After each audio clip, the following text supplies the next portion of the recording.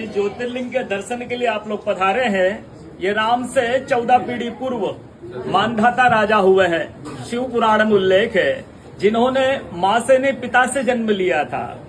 उनकी तपस्या से ये शिवलिंग प्रकट में स्थापित लिंग नहीं है।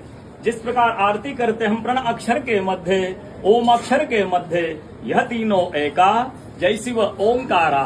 एक शिवलिंग में ब्रह्मा विष्णु महेश निराकार धरती से प्रकट हुए हैं। इसलिए अखंड दीप जो जल रहा प्राचीन समय से, एक ही दीपक में 3 बातियां लगातार जल रही है, ब्रह्मा विष्णु महेश की। इस पहाड़ी के ऊपर 7 किलोमीटर का परिक्रमा मार्ग है, वो भी ओम आकृति में है। जो पर्वत पे हम प्रभु के दर्शनों के लिए खड़े हैं, ये पर्वत स्वयं शिवलिंग की आकृति में है।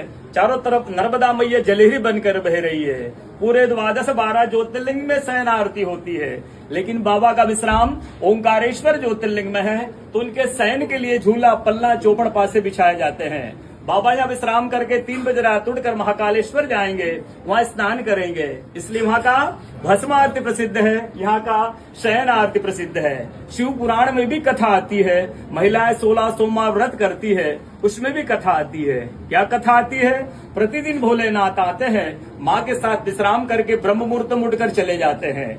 एक दिन जब भोले बाबा माँ के साथ पधारते तो माँ पुजारी से पूछती है, पुजारी हम विश्राम के लिए जा रहे हैं, चौपड़ पासे में किनकी जीत होगी?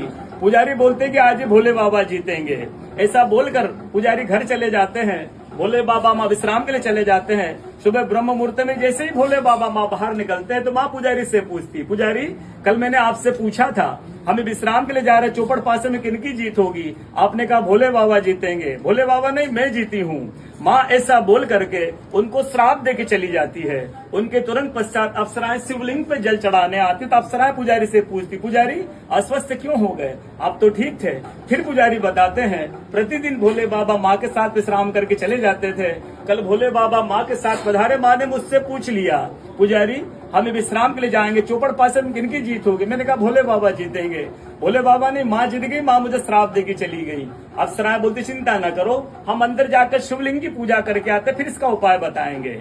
अप्सराएं अंदर जाकर के शिवलिंग की पूजा करके बाहर आकर बोलती, पुजारी आप 16 सोमवार व्रत कीजिएगा, व्रत करते ही स्वस्थ हो जाएंगे, व्रत करते ही ठीक हो जाएंगे। ये वो कथा का दर्शन प्रतिदिन होता है।